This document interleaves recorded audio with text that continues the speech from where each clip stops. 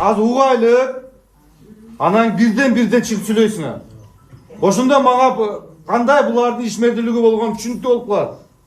Матай келдим сиздерге. Мен дагы бир түшүнүп алайын да. Кайсы жерде кемчиликтер болду? Ошо жыйынтык чыгарабыз сиздер менен чогуу. Качан сиз айлыкты нормальный бересиз? Айлыкты рабочийлар 12.000 сом эле алат.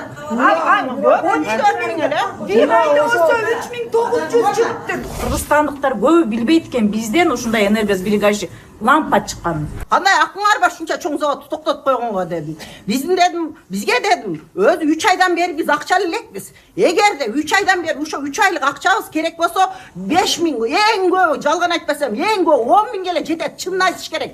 Башка жактарда айлык көбөйүп атат. Биздин заводдо айлык көбөйбөйт, жизнь көбөйбөйт айлык. Мына мен 41 жылдан бери келип атам. Өзүбүздүн көчүбүздү өзүбүзгө жедирип эле шу балга чейин ушинтип келет атабыз. Терпение уже лопнуп кетти, уже терпение бүттү, чынын айтыш керек. Элдин максаты ушул эле болуп атат. Руководство эл менен связанный болсо депчи. Биз директорду действительно көргөн жокпуз да. Ушул элдин требованиясычы бири-бирибиз менен байланышта болойлу дегенди.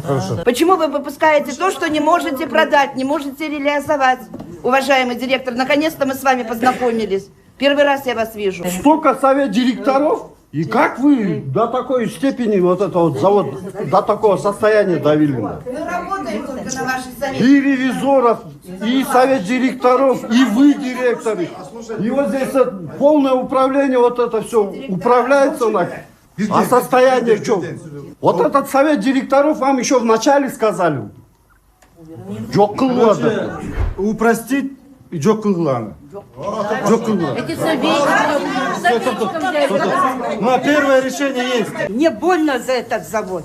Вам надо было приехать, счетная палата, мен ревизорлармен келиш керек эле. Асмалтай чыкты Малисунун. Менин оюм, Малису шаарында 50% жаштар 50%дан көп Россияда иштеп жүрүшөт. А бул жерде иштеп аткан адамдар бүгүнкү күндө кайка барат? Заводдон башка чоң мекеме жок бул жерде иштей турган. Ошондуктан мен айтарым, ушул элибиздин сөзүн угуп, жерине чечип берсеңиздер. Мындай чечкиндүү руководитель коюш керек. Мен оюмча бул жерге элдин көйгөнүн күнүгө келип, өзлөрү менен жолугуп, сүйлөшүп, маселени жеринен чечиш керек. Урматтуу агайын туугандар. Биринчи кезекте текшерүүнү жөнөтөбүз. Экинчи управлениянын структурасын реформа кылабыз. Реформа кылабыз. Управлениянын совет директоров, ревизионный комиссия, тигиндей мындай ушулардын баарын реформа кылабыз. Үчүнчү, бизге айтып атат азыр специалисттер, булар айтат. Минеральный ватаны чыгарсак деген. Оюңар кандай? Ал теплоизоляцияга жана башкага. Ошол мынабу силерде 673 000 тонна отходуңар бар экен. Ошол жарайбы ошол жер? Жарайт. Бул өзүңүз айткандай ушу минеральный вата потребность в рынке көп, спрос көп. Жок, аны түшүндүм. Силер өзүңөр буну кыла аласызбы? Чыгара аласызбы? Чыгара алабыз. Точно. Чыгарабыз. Экинчи маселе. Азыр мына МСМД да, как? СМД лампалар. Да кошумча 6 линия коюлду деп атат. Кандай дейсиңер? Бул уже жок, сен кычкырачы. Биз иштеп көрдүк, иштесе болот. Ошону силер иштеттиңер. Кандай экен? Жакшы иштеп. Кылса болобу? İşlese bolot. Анда минеральный ватага 100 адам иштейт деп атат. И 6 эгерде коюлса 120 адам иштейт деп атат. Шу туурабы? Инжекторный участка керек болот, если мындай линия. Мага технический жагына. Ошондо 320 адам болот. 320. Ну, бул кошумча. Кой тур, эми аракет кылып атабыз да. Мына анан кийин бул жерде азыр мына стеклопакет жөнүндө айтып кетти.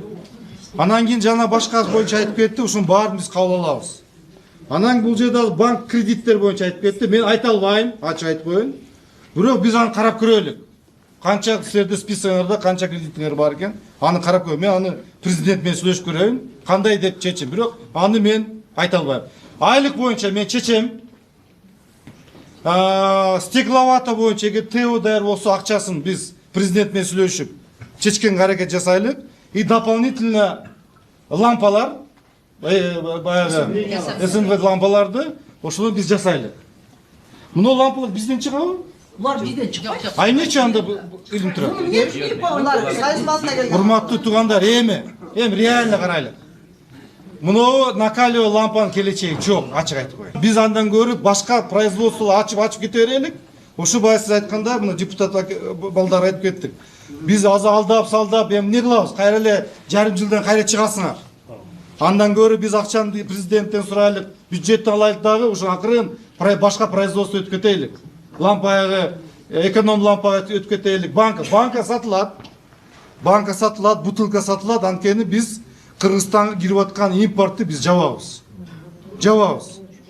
Мына Кытайдан келген лампалар азыр силер жакшы система коюп алсаңар, ошону дагы биз жабабыз. Ошону үчүн урматтуу туугандар, эми бажы түшүнүктүү болду. Азыр любой жетекчини алып келсең, акчасы жок болсо кыла албайт, ачык айтып коеюн. Мына Арсенди айтып анан кийин мэр жөнүндө айтып Биз мына президентибиз 100 миллион сом берген. Ошон үчүн кичине кыймылдап кетти. Тура алтын 100 миллион сом берип, андан дагы беребиз. Малисай шаар, ошондо тротуарыңарды, жазган башкасын дагы, автобусын дагы, башкасын дагы ошо акча эсебинен жасайсыңар. Ошон үчүн биздин азыр биринчи задача меники, силердин айлыгыңар толук жаап коюш керек. Туурабы? Айлыкты жаап койчу. Экинчи задача менде ошол эки маселени чечиш керек. Заводду диверсификация кылыш керек. Башка завод, башка производство ачыш керек. Дайыр, Арсен, 2 ай срок силерге. Жаңы производствону уже биз башташ керекпиз. Директорду мен чечпейм, жетекчи менен сүйлөшүп чечебиз.